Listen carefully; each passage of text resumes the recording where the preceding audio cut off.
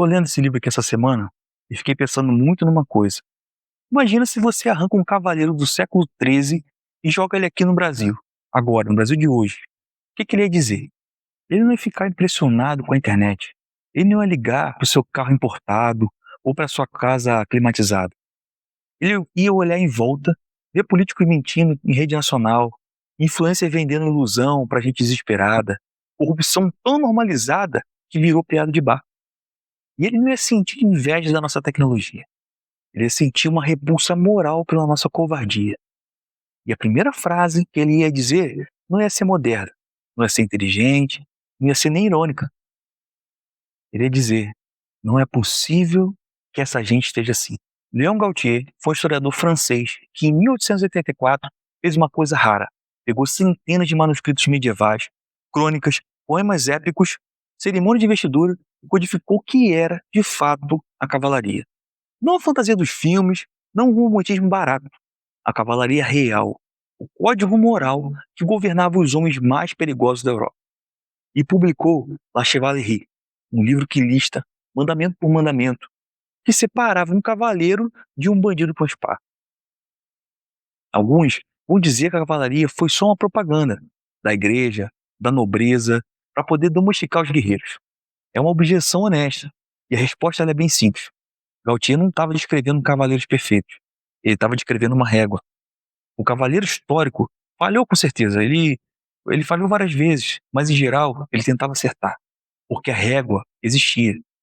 E é a ausência de régua, não a falha em atingir, que define o nosso tempo. Um tipo de homem que sabia 3 coisas que a gente esqueceu. Primeiro, honra não é opinião, é custo. Segundo, masculinidade não é impulso, é dever. Terceiro, a vida não se mede pelo que você acumula, mas pelo que você sustenta. E quando você pega esse código de 800 anos atrás e joga ele em 2026, você não vê nostalgia, você vai ver um diagnóstico. E esse diagnóstico, ele não aponta para o Brasil, ele aponta para dentro da sua casa. Esse vídeo não é entretenimento, é um julgamento. E eu e você somos os réus. Porque enquanto você assiste, confortável, o Brasil que você diz amar está sendo saqueado. E a gente sabe disso. Eu não estou falando de política, eu estou falando do que vem antes da política. Honra, dever, masculinidade. A régua baixou. E quando a régua baixa, a gente deixa de ser homem e vira só criança grande com salário. E eu não estou falando isso aqui para poder pagar de moralista. Eu estou falando isso porque eu encontrei uma régua que me humilha. E eu decidi não fugir disso. Verticalidade.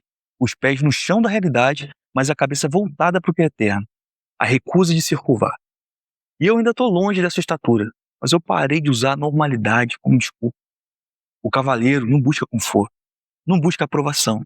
Ele busca o cumprimento do dever e a redenção final. E por isso ele julga primeiro, se entristece, mas ele não desaba, porque a esperança dele não está aqui. Imagina esse homem hoje andando pelas ruas, não numa praça medieval, mas numa avenida qualquer. Calor, barulho de motor, cheiro de asfalto quente, nenhum cheiro de cavalo, nenhum cheiro de incenso. Ele procura o primeiro sinal do mundo moderno. Não é castelo, não é cruz. É uma tela brilhando na mão de alguém. Ele olha como se fosse um espelho encantado, mas o que ele vê não é magia, é um ritual. Milhares de pessoas vivendo para poder serem vistas. E o diagnóstico dele é imediato. O homem moderno, ele não está com falta de informação. Ele está com falta de vergonha, de silêncio e de regra interna. Para Gautier, a primeira coisa que define o cavaleiro não é a espada, é a fé. E a guerra nunca foi só contra inimigos de fora.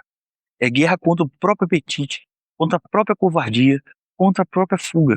E se ele encontrasse uma igreja, entraria devagar, como quem está no campo de batalha, e vê ela vazia. Ou pior, virou ponto turístico.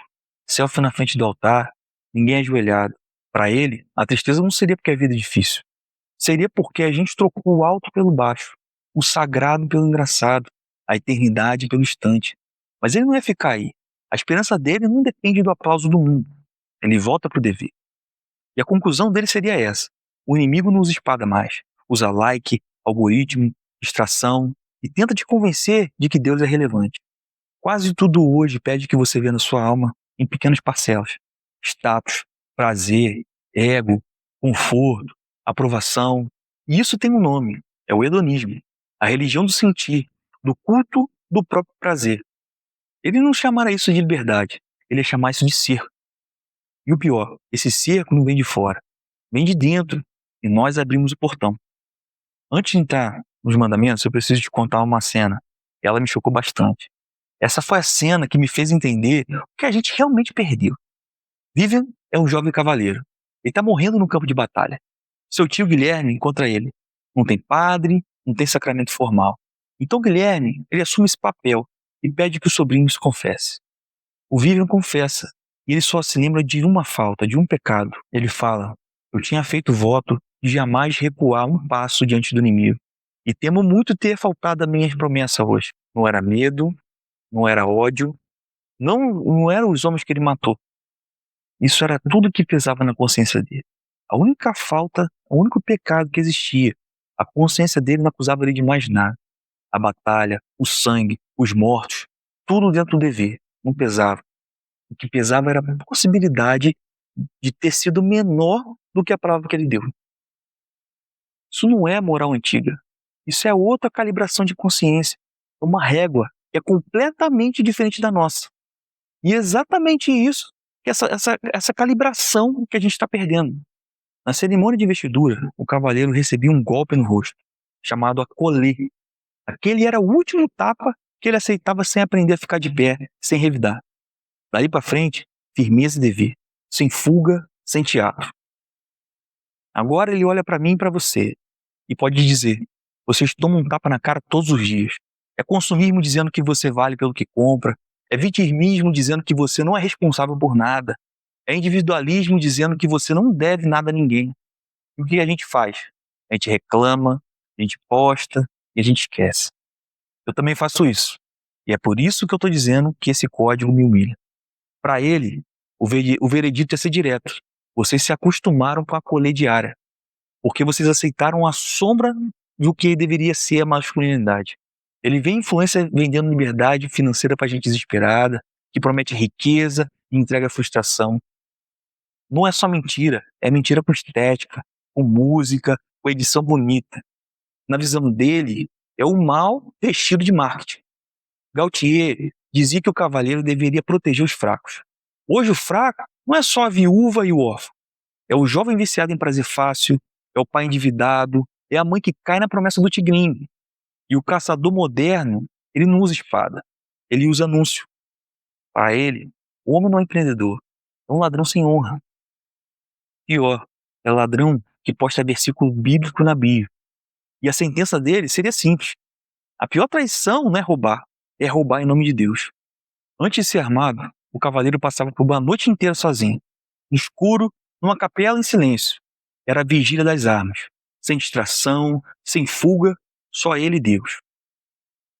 Como alguém pode ter a honra se não consegue ficar 5 minutos com a própria consciência? Provavelmente ele ia dizer isso. Vocês se entopem de barulho para não ouvir o vazio que vocês carregam. O silêncio apavora. Porque no silêncio Deus fala, e vocês têm medo do que ele vai dizer sobre como vocês estão vivendo. Gautier sabia, antes de vencer o inimigo externo, você precisa vencer o interno. Prudência, freio antes do clique. Temperança, não se vender por prazer barato. Fortaleza, aguentar o peso do dever sem drama.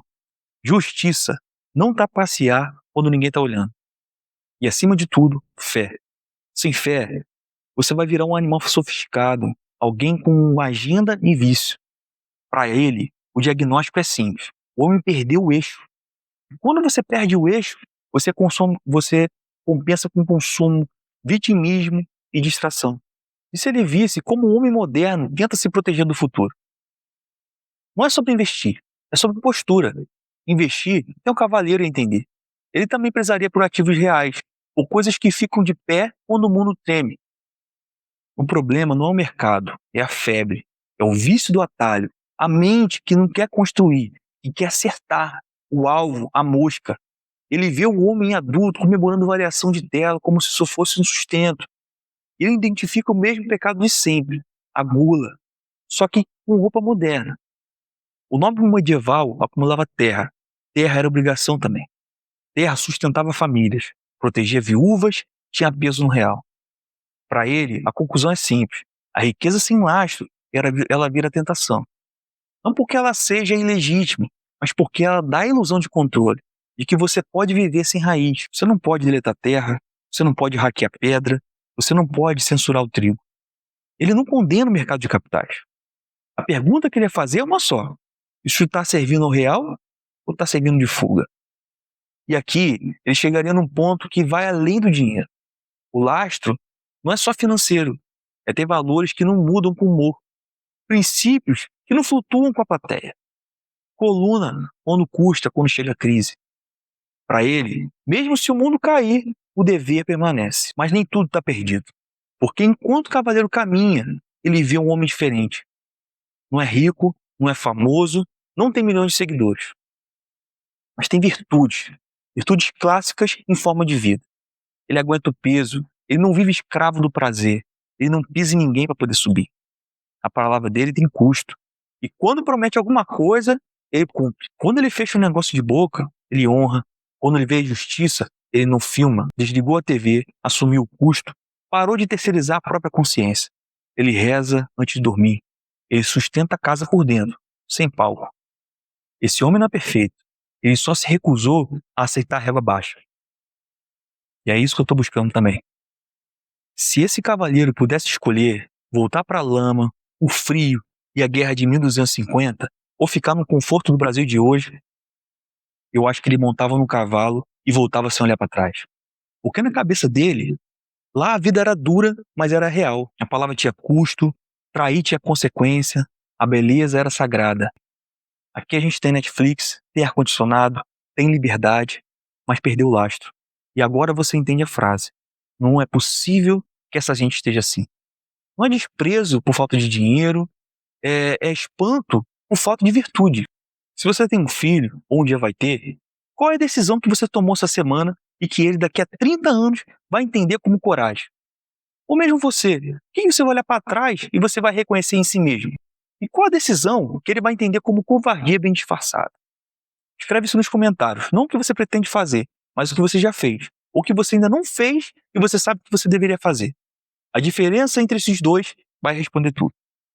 Se você quer profundidade no mundo sem conteúdo, fica por aqui. O resto a gente constrói enquanto ninguém vê.